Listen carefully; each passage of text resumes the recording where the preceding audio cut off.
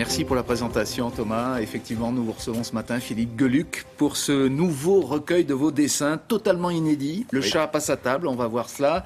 Et d'ailleurs, cet album, il a la particularité de se diviser en 2 volumes. Ça, c'est une première chez vous. Pourquoi? Il y avait trop de gags, le chat avait trop de gags sous sa patte pour faire un seul volume, trop épais peut-être? Non, je pense aux couples qui veulent lire le livre en même temps et qui peuvent ainsi se partager la lecture, 1 tome et 2 tomes. Plus de disputes de ménage, c'est la réconciliation de mes lecteurs. Bon, alors ce qu'on voit en tout cas en couverture, c'est le chat en interrogatoire de police qui nous dit je l'avoue, je ne respecte rien.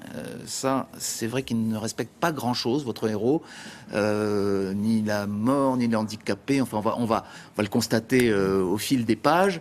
Vous avez l'impression aujourd'hui qu'on peut tout dire aussi bien qu'on le faisait il y a quelques années, que le politiquement correct l'a emporté ou pas? Écoutez, moi j'ai l'impression, dans mon cas, de m'offrir la plus large liberté qui soit. J'ai pas le sentiment d'être contraint, d'être restreint. On dit que le politiquement correct envahit la scène publique. Au contraire, moi, ça m'excite. Ça me donne envie de franchir des limites, d'aller toujours un peu plus loin. J'avais sorti d'ailleurs l'année dernière un livre qui s'appelle « Peut-on rire de tout ?» et la réponse était oui. Sans condition. Le chat ne respecte rien, mais il reste philosophe. Oui. Par exemple, lorsqu'il constate que, on va voir ce dessin, le pessimiste joue aux échecs là où l'optimiste fait des réussites. Et oui, vous aimez bien jouer avec les mots là-dessus. Hein. Oui, je trouvais que c'était évident de parler d'échecs, et c'est triste, et de réussite, et c'est chouette. Mais sur un mode... Sur un mode un petit peu philosophique, toujours un peu foutage de gueule. Il y en a un autre avec l'optimiste et le pessimiste sur le verre à moitié vide, à moitié plein. Et le chat termine en disant, il n'y a aucun de ces 2 cons qui se demande pourquoi on leur sert toujours des demi-verres.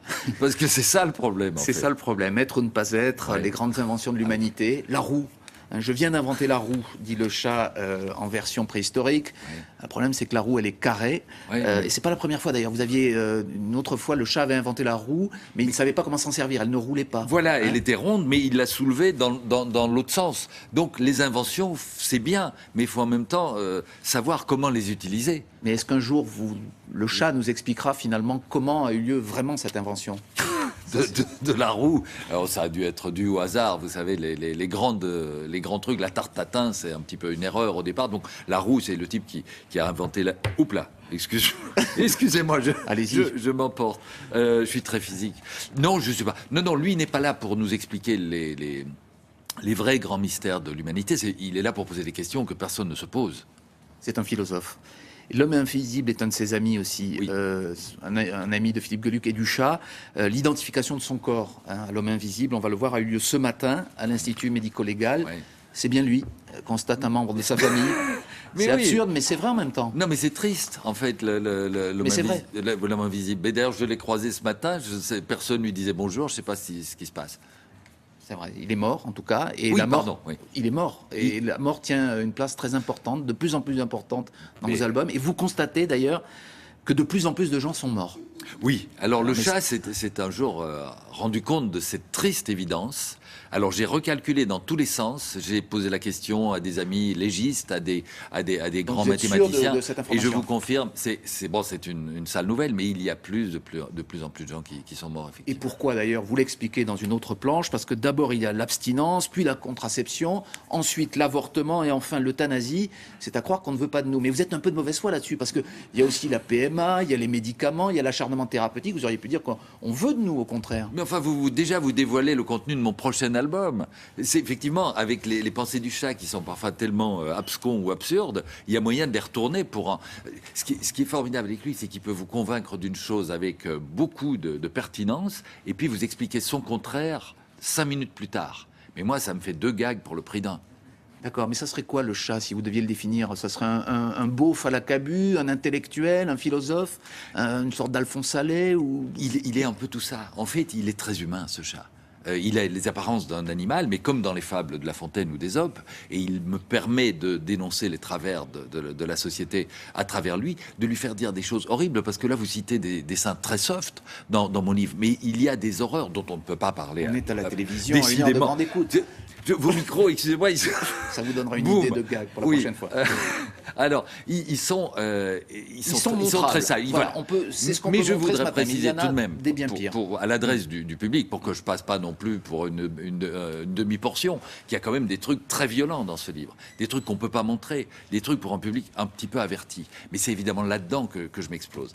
Pour revenir à ce que vous me disiez, le chat, c'est un peu nous tous, c'est vous, c'est moi, et il peut être capable du pire et du meilleur. Philippe Gueluc, on va parler un instant de politique, car vous aimez bien recycler cette citation, ce proverbe chinois, et dans cette version, cette fois-ci, dans cet album, vous dites, enfin le chat dit plus exactement, si tu donnes le droit de vote à un homme, il votera un jour, si tu lui apprends à pêcher, il s'abstiendra toute sa vie. Et oui. Alors vous êtes dans quelle catégorie vous déjà? Ah non, moi je vote. Moi d'abord je suis d'accord, belge, très bien. je vote en Belgique et chez oui, nous le c'est vote est obligatoire. Et puis non, on m'a toujours dit que les gens qui ne votaient pas pêchaient à la ligne. D'accord. Donc, On dit les abstentionnistes vont toujours pêcher. vous trouvez qu'il y a de l'humour dans la classe politique française? Vous êtes belge, mais vous avez quand même le droit de vous exprimer sur la vie politique en France. Bien sûr. Il y a des hommes politiques qui vous font rire? Oui, évidemment, mais enfin, je peux pas vous dire lesquels. Mais non, par exemple, il y a une scène qui m'a fait rire cette semaine, c'est le président François Hollande qui décore Manuel Valls. Et je me suis dit, mais l'autre va lui sortir une médaille, va le décorer. Enfin, ils se décorent l'un l'autre. C'est un petit peu, ils se félicitent des décisions qu'ils prennent ou qu'ils ne prennent pas. C'est un petit peu amusant, ça. Le président Hollande, on dit qu'il a beaucoup d'humour et parfois même à son détriment, Lionel Jospin lui aurait dit un jour, ton humour te perdra. Oui, alors moi je l'ai rencontré quelques fois avant qu'il soit candidat, chez Drucker notamment, et c'est vrai qu'il est très très drôle, qu'il a beaucoup de réparties, etc. Et je trouve que dans le livre, enfin c'est ce qu'on peut appeler ça un livre que son ex-compagne avait sorti, elle révélait des choses qui révèlent de l'intime, l'histoire des sans-dents. Moi, je m'en fiche qu'ils disent ça dans le cadre privé, du moment que c'est pas public. Je me suis souvent dit que dans notre cercle d'amis, où nous pouvons passer des soirées à rire de choses monstrueuses, dont c'est à partir du moment où elles sont rendues publiques. Mais évidemment, que je ça me dis, si devient une de nos public. femmes devait nous lâcher et dire publiquement de quoi on rit, mais mes amis et moi, on passerait pour des monstres. Je vous l'assure. Bon, on va finir en parlant de votre gloire. On va voir à moi oui, enfin de votre gloire, de celle du chat, de Ah oui, votre bien héros. sûr, bien sûr. Hein, on va le Parce que voir moi, dans une. Moi, je suis dans quelqu'un une- de très effacé, vous savez. Mais quand même assez glorieux, puisqu'on va constater sur ce dessin cette statue où le chat nous dit, on va peut-être la voir à l'antenne. J'avoue humblement que lorsqu'on m'avait parlé d'une statue équestre, j'avais imaginé autre chose. Finalement, vous le remettez à sa place, quoi.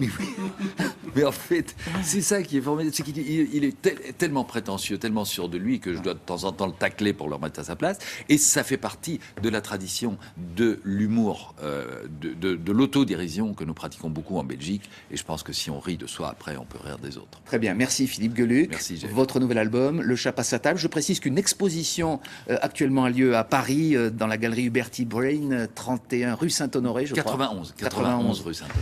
Où, N'allez pas déranger des gens au Ben non, 31, parce que exactement. c'est peut-être des gens qui habitent là. Absolument, et puis il faut Puis, être précis. il y aura des gens qui... On vient de la part de M. Wittenberg, il paraît que vous avez des tableaux au mur. Ah bon, Alors oui, mais on précise ce que c'est que le chat rentre dans des grandes œuvres Voilà. intemporelles cette fois-ci. Hein, Le chat revisite l'art moderne, le Pollock, Mondrian, Vasarely, etc., Munch, même Léonard de Vinci, à sa façon, c'est-à-dire en foutage de gueule, mais en hommage aussi à ces grands génies. C'est la semaine de l'art à Paris, donc ça tombe bien. Merci beaucoup Philippe Gueluc.